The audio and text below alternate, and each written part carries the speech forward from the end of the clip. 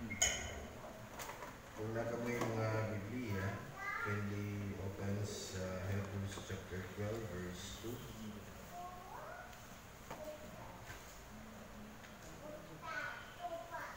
Again, no? Let's open our Bible in Hebrews chapter 12, verse 2.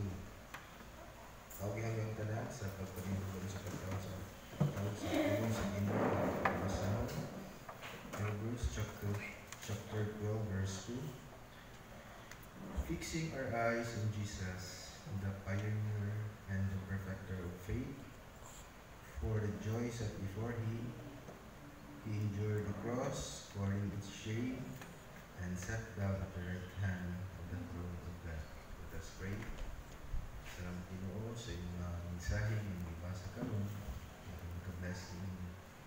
Lord, I pray mag-abli sa tagsatagsan ng mga kasing-kasing o hunahuna ilugan masaktan na mo ang mahang tulong sa yanong ng pag-agi ng sa lugar na sa siya notice at tanan ng tulong ng mga sa mga bakbak na nagikan niya kanino.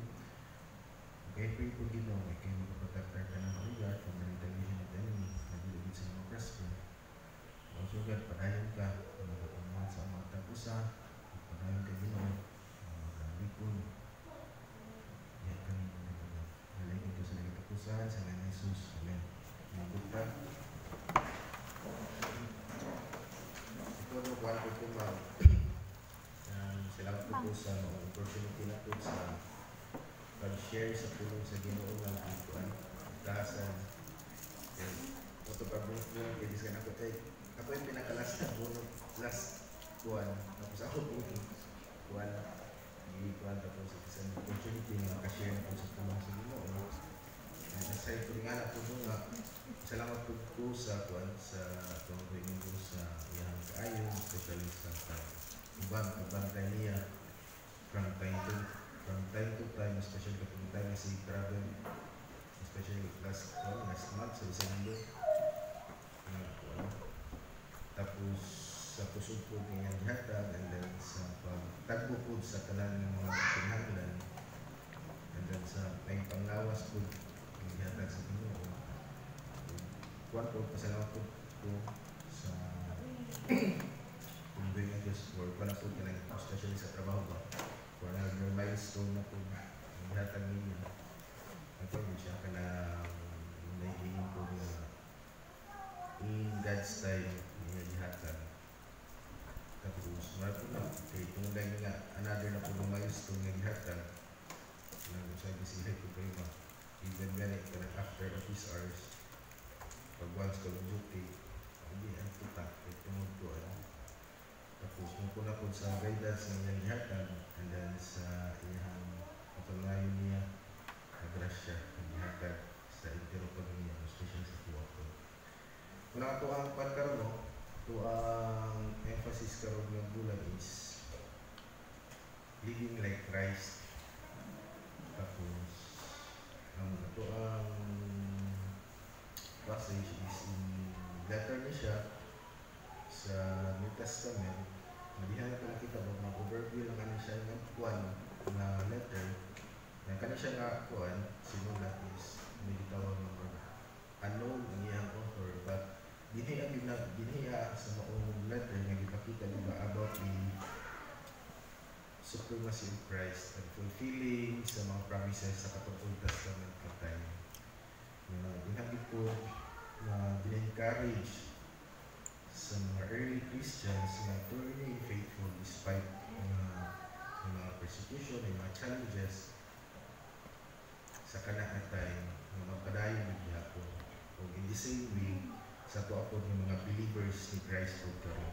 Tapos yan ko kita kung ato po paano ang iyahang mga kikibalin ang structure sa maong book or letter na iyahang kita about the superiority of Christ, and then ang atong verse kung nakita din po sa faith and endurance, and the last part ko din is about the practical exhortation and conclusion sa mga instruction for a Christian living o sa mga Kristohanon yung kinabuhi ko diha kay Kristo.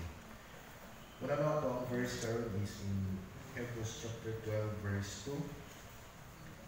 Nga, it says, again ako, basahin mo, fixing our eyes on Jesus, the pioneer and the perfecter of faith, who, for the joy set before him, he endured the cross, scorning its shame, and sat on the right hand throne of God. Kung sa Bisaya pa, isintro nato ang ato ang hunahuna kang Jesus, nga mao ang gisandigan sa atong pagtuo, sukat pa sa sinugdan hangtod sa katapusan. Giantos niya ang paglansang kaniya sa cross, ug wala niya igsapayan ang kaulaw tungod kay ginahuna niya ang kalipay nga madawat niya unya, ug karon atuan na siya nagalingkod sa tuo, nadapit sa tuo sa cross. Sa tuang nga kwan karon is sa kung i-share karon nga message is about the mindset like Christ in enduring trials. Diba? Sa karon sa tungod panahon karon, diba, di na ito makita na pag once we are in, diba, pag once we are in Christ is wala gina siya na pataban or ato na gina partner ang kanang mga challenges, mga trials sa kinabuhi sa Kristohan. Kaya di mo na ingon nga Kristohan ng pag once kanang nanakasayahang panon, wala ta ikibalin ba mo stop lang ta day. Example nga na okay, I receive or I believe in Jesus Christ, dapat ang siya sa Christian Savior, dili lang ginaarataman, di ba? So nga ito ma-remember, dito ka lang ato ma-remember every baptism nga lagi na siya kibali kung sa pagkakamag na ito lumanon sa mga mudukay ka ng kibali ginawat nila si Christ o ilang i-profess as they are followers of Christ, di ba? Kung nag-ingon nga basa sa punong sa Ginoo, mag-ampot kanunay, and then makik-fellowship ta, kung ang last part pa rin nga na po isang niya o nato. Kibali mo na ang journey sa usa ka Kristohan na mintras na pataning kalibutan is mo ginatuang kwan. Kibali mo na itong pathway. Dili lang yung ba nga, okay, basa ko Biblia mo, ampo lang ko. Dili na kung buhat ang fellowship, hindi na kung buhat ang exam niya. Ba't mo nag-inom din na ito po nga as part sa Kristohan ng mga ditahasan, diba? Kanang sa Great Commission, nangyang ka, pag-isa ko rin na, kanang sa greatest commandment, love your neighbor, o kanang kung kuhan ka ng sa Ginoo ko. Nang sa ito ang mensahe karon about mindset like Christ enduring trials is natay tulog ka mga points na atong pag-isgutan karon na within na ito sa verse na ito ang ibasa karon. First point na itong pag-isgutan karon is about Jesus as our ultimate example of endurance. Dihaan ko ito makita sa A. Tawag ito A. Fixing our eyes on Jesus, the pioneer and the perfecter of faith. Diba? Sa one na to. Sa atong first point about Jesus as our ultimate example of endurance. Diba ka nang na ito makita nga wanda ni ka nang ang kinabuhi ni Kristo kung dapat sa kalibutan ni Bang Rantanay the core gospel kung katuwayahan pag kinabuhi ng kalibutan di na ito makita niya kinabuhi. Diba? Di na ito na ito kibali mo ra while read mas kasi basa na ito ang maong mga mga books. Di na ito makita diba nga as Christ na nagkinaboy ng kalibutan is naging ang total obedience ginaha sa Ginoo even na nag-face siya mga sufferings. Tapos diba kanang he-endured mga trials or kanang betrayal, mga disown siya, diba? What Peter what disown siya, and then rejection, i-reject siya as the king sa Israel. Kaya lahat yung gipangita na king sa Israel, ang katog yung kang pero tapos crucifixion, without losing sight of His mission. Kaya di ba kay from the start palang bidaan, di ba kay mo ginay always na ma-remember di ba kay katong kuan nakaita ko talang training sa kuan katong the pastor Juan Chris nga kurso sa hermeneutics nga ang kuan gani nga ang kinatigo pa na gani nga ang purpose sa ang redemption ng Diyos, di ba? Tapos di nga ginato makita kay kada magunta siya kanan nga ibalik ko sa salida pa na siya is platted na siya tanan ba nga ang mission sa Ginoo unang ipakatawo siya kay ang katuyuan na is aron luwason ang mankind. Tapos mo gina di ba? Pag ginato makita di ba nga Jesus as our ultimate example of endurance kung di na nakita ang giunsa niya pagdili despite di ba? Despite sa betrayal, despite sa rejection, tapos didiskong pa siya. Di ba kung ato mapuan makanawan kay si Peter Bayat is one of the core of Jesus. Tapos sila kapilita, didiskong siya. But wala yun niya, wala siya kung ako mag-lose sa iyang mind about his mission. Hindi mo nagigitawag na ito nga nakainay din siya kay God. O ikuan po natin sa itong panahon din po na living like Christ is as a follower of Jesus na means enduring hardships is dapat yun pinagod ang kung galit na ang faith and determination na mutuulit ka sa plano sa Diyos sa pinagod. Kaya ang isang butong nga na ginakalaw na niya is to deepen or mas malaw pang atong pagpulya sa iya. Kaya kanina mong mga para kung mapagsulay sa Pinoy, mga challenges sa Pinoy. Is muna naging unaw kaina sa iyo yung istorya kaina na partner na siya sa mga Kristohan. Mula nga tuwan ko kung yung sa natin pag-deal kung constructive ba siya or destructive para sa tuwa. Pag once constructive na siya ng mga kibali hardships or trials o sa Kristohan, muna yung isa din nga na is mas nabito na itong faith. Pero wala, yun na itong kalitayan kay ang maturity mo sa Kristohan is malagingon na dili na mabase sa pila nakakatuig or pila nakakatuig. Lagi mo iliingon niya kay tungod taas-taas na kang panahon na simba o nakadiha ang grupo, nakadiha ang simbahan. Dili na siya basa niya apa na siya kanyang pamilya sila ang hamtong ng pambat ang basa na kung how we do dira ako with siya kikibalo kung sapot pa na ito mas mo na atong gauge na how our faith na usaw na ito ang naatay laong ganit ang pagtuloy kay Kristo pag once yun sa nato pag-enjoy sa mga trials na atong ginatanan sa Christ. Na ang illustration nga ni Ron, ako kapatid ng example is kanaganing runner, diba? Sa talan, diba ito kung nato ay kung nato nga isang illustration na is a runner na nag-focus siya sa finish line rather than sa fatigue. Namo ko siya yung mission, iyang mission, balak, di ba, normal mo din na kanang sa mga runner or kanang sa butang nato, kanang yung endurance, kanang sa po. Aside sa runner, na po nakita ko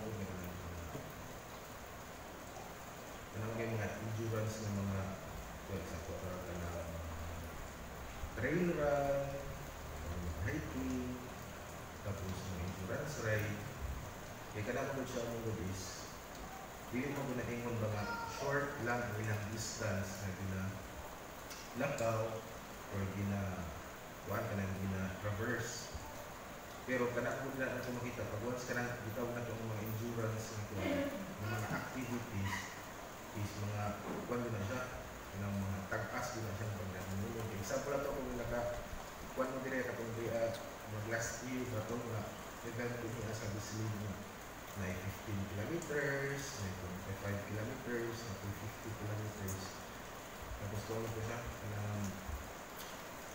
trail run, tapos nakakita ba trail run sa Formula 1, ipalugsog ng mga kalasangan, especially para sa mga bubuanan mo, di ba? Nga na, sila, dila na ito makita ba kung yung sa kanilang paglahot tayo, kaya indot bit ba yan, paminahan mo especially sa mahuman kay nga ng event, kung matawag ka nga finisher, ibagar ko kasi mo ba nga, sa mga nga na, kaya pag-abot mo sa finish line, naman ay ihatag nga, one ka ng medal or a t-shirt nga nasa print dahil sa likod ng finisher. Di ba, indot kayo paminahon ba? Nga mo ko na sa katapod nga kuwan, Jesus as a perfect example of endurance.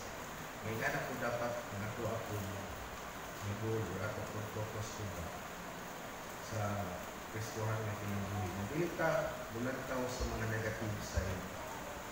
Just kind of example, wala na, kinabuhi ka diya kay Kristo, di binakalik ka yan, ayaw na kay, atin mo nakuha, ayaw na kay, kung kaya na, istorya na, kada yun niya, kung tama na yun na ito, mag-focus ka sa goal or mag-focus ka sa finish line rather than sa negative vibes ng kalibutan.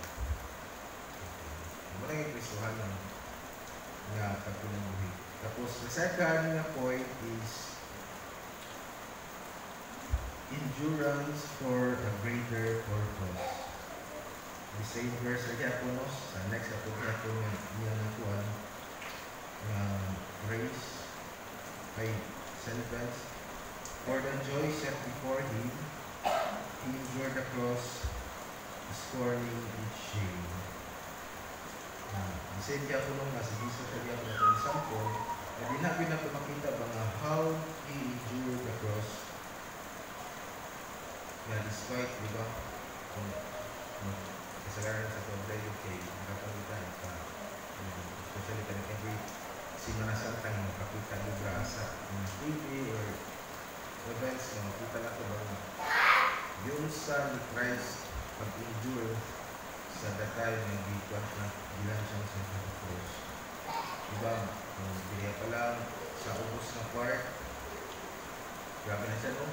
Binagto siya, tapos ipapasakan pa ang cross, ay ipapasakan sa mga tao yung ginamit niya paglansa. And then, tapos mo pag-ilito, ay pag-yun. Tapos pag-ilito ka, nabiskan buhaw, nakanin ko yung suka. Tapos wala ko na-contain ito, gipuso ko yung buso. Baka na ba? Grabe kung sa kopya na, grabe yung so much na ba?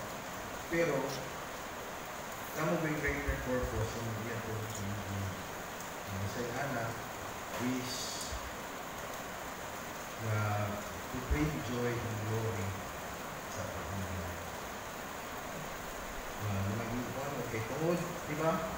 Kay tungod ng joy sa iyong anak na makabring siya joy and glory away from him. Tapos ang natin ko na is nakataka na muna sa greater purpose ng mga joy siya.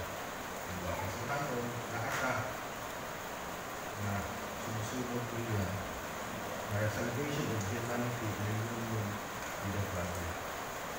Kaya sa kanan mo po, diba mo naging sa kanan na purpose, naging na i-tigal mo in a way na basahin ka yung kabang especially sa pagkinabuhi, kasi nakinahon na kabang as a believers of Christ na we endure trials not just for the present o sa karoon lang na atong kahintang karoon, but for eternal reward and joy na i-promise sa Diyos sa Pilipinas. Kung naging mo, kadayon ka, wala na natin sa iyong pangitapog ng kalibutan sa magkakaroon kay grabe na. Okay, kung sa international pa, grabe, may nag-iinom, di ba? Nag-iinom sa Japan, tapos grabe baha, kasi ito ng mga area, tapos pagkagot ako diriyan ako sa US na po, yung sunod, kung sa akong diriyan ko sa paglasod na po, nag-iwan ako ang mga leaders, na yung mga kapsyo, nagkakala ba? Tapos na ako'y bitawag na po tayo nga, kasi ako po sa palang group nga, mag-wipe na yung people's power na revolution ako. Kung mga radio ko na rin, hindi pa ka lang consider sa social media na nakaplat na may bala na kay mulay na tayo nila sa February na pag-focus for revolution. Muna ba, sa outside world, sa Usar Cristo, binala na ang kita nila. Tapos kung hindi mo for as Christians, sa believers in Christ, na ako nakatanaw ng mga trials ng abot sa tuwang kinabuhi. Na ato din siya tanong na kanin siya is for joy and the reward promise na din siya for eternally. Tapos living like Christ means ato tanong na kanang mga hardship is whether na nag-contribute na siya na ako ang pag-trust sa Ginoo na ultimate purpose ko sa continuity. Ito nakita na ito sa Romans chapter 8 verse 28 na all things work together for good to those who love God and to act according to His purpose. Ang talagang kapuluan, positive man or negative na mga pakitagot sa akong pinabuhi. Isa din na ultimate purpose sa iba.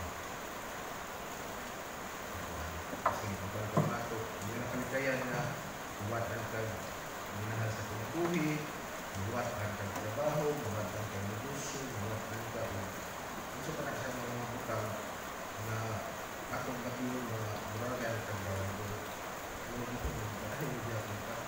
So always remember na temporary dito ka ng kalimutan. Temporary ka ka, ito dito, karayo kita, diya kay Kristo. So, ang po illustration mo na kay soldier, illustration mo na quality ko. Ganagan, inahan din ka. Gagabi ba ito ka ng yung gagabi, yung baya, o kanang pagpanganak sa mga inahan, especially kanang mulipay. Ito normal si Sabi lang siya. Diba grabe din na siya kay mukagin na ito, pila ka months na ilan na gidala-dala ang bata sa lahang ko na nakakansakit. Sinapupunan. Tapos, pag once ibawas na siya, di ba mag-rapid yung enjoy sa mga inahan. Kaya at least naman ito. Tapos mo po na siya na illustration sa mga Kristohan. Matiyo ko ba? Kailangan ko itibali mo na. Sa mga pagkawin ka ng wala kayo, itibali mo na iniplanan ko ba o ka ng inahan mo. Kaya mga strict ko gani mo. Buhat ko na ako siya ko. Grabe sa kuwan pa na kung gano'n ka strict ko. Kung di aking, tapos di dapat kami ang mga ko, di pwede taon ani, di pwede umong ani. Kaya grabe siya kuwan. Pero i-injure na niya kaya kung nag-greater purpose. So yung bata, really, kaya iba ng mga galing, walang good condition, tapos sa pagpanganak ko sa inahan o sa kanalali, sa pagpanganak sa inahan, dito sa magbison. Araw ko na makuhan ko kaya iba ng mga switch mo na kung sa pagpanganak. Sa mga kalino na kanina. Wala ka mamalay na, hindi ka pwede malay mo, ay, ibigay isang tuba. Maaf ka ng alas 10 alas 11, hindi ka pwede maligo. Hindi ka pwede makaon na, hindi ka pwede mainom na. Ayaw buhat na, hindi na pwede buhat ko. Pero, hindi namin makita, katulad yung mga katuluan. Is na bigay. Ibali, muna, hindi ka malisip. Hindi, malisip sa pagpanganak. Pag once, ibutak ka na ito na tigjo na niya, nasa posisyon ng bata, ang inahan, okay siya, good condition, ang anak, good condition. Inahan na ito makikapagwas niya, di ba, na-enjoy, hindi ka. Tapos, hindi lang siya yung happiness kayo ba kung sa kwarpa. Kung hindi ka rin kay kibal mo rin ang differentiate na ko ang joy and happiness. Ang happiness mo is temporary lang pero ang joy nga mo rin gikan sa kasing-kasing. Ang mabay akong ma-feel good pag once we endure sa kanaan mga trials kasi mga associated purpose at ito. And the third or last na kung point karon is the victory of endurance. Saying na pinakalas na siya ng praise and sat down at the right hand of the throne of God. Diba, after Christ endured the cross, iba din ang ito makita. Kung kuwan pa yung anak, kung kita pa naman sa video lang siya sa Passion of the Christ. Ito ko siya, diba? After nga video ni Christ on cross, yung nato'y kuwan yung kami sa charity, wala sa kagloban, yung din purpose ang pag-crucify ni Christ. Tapos, diba? He was exalted to a place of honor. Tapos, His victory assures us that trials are not the end.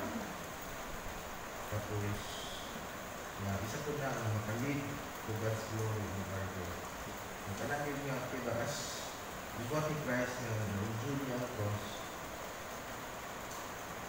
na lagi, diba, naging yung dito ba na ito po, victory of endurance ni Christ na sa cross, makatong na kaluwasan na ata. Kung isa po rin nga na po, is, walang nakakala ko, ang Kristuhan, hindi lagi na ilong niya, kung may mga living like Christ, endurance, is medical na ito, maging mature ka sa itong spiritual. And then, mas deeper pag yun nato ang relationship niya kay God. Tapos, living like Christ, we demonstrate that victory comes from perseverance. Ano ba nagkadaog ng isa? Yung persevere ka. So, nagaling, persevere ka lang, magpadayon din ka. Isa po nga nakapanawin na we inspire others to keep trusting God in their own trials. Ito, kaya na nakita, especially sa ating sinatuloy karon, na dito na ng as example, ng mga kibalik kita ng mga Kristuhan, we enjoy trials is mag-ubat po nato ng mga kaisilan ng dito po yung mga hopefully kung pinagin po sa trabaho sa inyo, mag-enjoy na po sa mga trials o challenges sa kaisilan ng mga isang ko po na naman, in-part po po. Parang yung good ka. Tapos, kasi, itong mga po sa ihatag sa Ginoo, nagsalang sa Ginoo. Nino, kaya hindi mo na mas more than ka. Ba't mo naging yung dito na magpinabangay ka ng mga Kristuhan ng pagwas.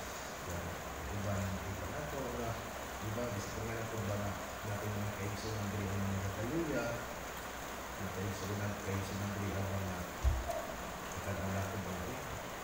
Sabi ang kita natin mga wala ko mga nagdiyon ko din natin.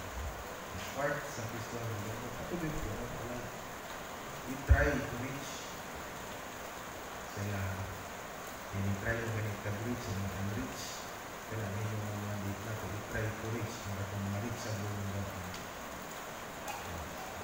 Para makita po natin ba, natin tayo, concern po pa na sila. O ang illustration po nga nito is, kaya ganin ko, kaya ganin sundalo nga, gikan sa gira, and then spend grabe ibuka nga po kanang nga sundalo gikan sa Marawi na siege grabe dito kilagot ko kabulan dito pero after that during the hardship of battle hindi natin na complete na victorious na natin sila so kung mas kayo makita ka sa mga salida mas kayo makita ka sa mga balita pero pag once ang sa kasundalo maka-endure siya sa maong kuwan kanang gubat diba muna nag-itawag natin pag sa putar ka lang yung mga survival diba pag nalagitawag ang medal of valor nga wala yun siya tapos kita po yung mga Kristuhan ito is anak po galing dapat na natay reward po bago pag-inom po nasa nagyot tayo eternal reward na gawa po pag once you are victorious and endure ka sa mga hardships ng kalibutan tapos ang conclusion ng kwan nga sa pagpuyo nato sa sama ni Kristo or living like Christ means enduring trials dapat yun natay the same mindset for Christ. Faith in God's promises, a focus on eternal joy, and willingness to trust God's purposes sa ating buhay. As we fix our eyes on Jesus, we transform into His likeness. Total kay dili mo ginainom din na abrak ang Christ-like. Pero gradually, in a way, dito galing ginagawa kita kana ganing hinamon ka or kana ganing sama sa bulawan purify siya as gold mo ko ng Kristohan. Kaya di ba, ilago na kagid ng process ito sa pagkuhan ng bulawan. Tapos hantod nga na sa part or man ikaw ko na kanakibalan ng gamitin ko rin sa pagkuhan kalayo hantod ng gawas ng pagpurify as a pure gold. Reflecting His influence lang toward sa kalimutan na naganantaw sa atin. Pagwas as Christian,